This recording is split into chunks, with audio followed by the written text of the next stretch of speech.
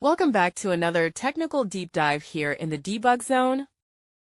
Today we're tackling a big question and breaking it down with insights from other users.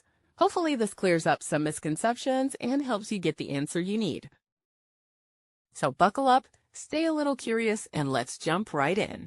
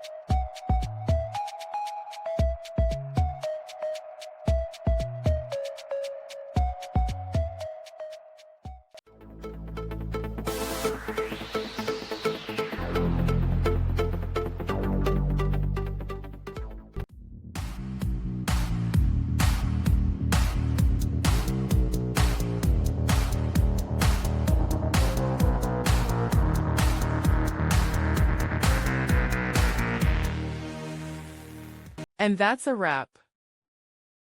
I hope you found the answer you were looking for. If you did, take a second to hit that subscribe button. It really helps out. And let me know in the comments which solution worked best for you.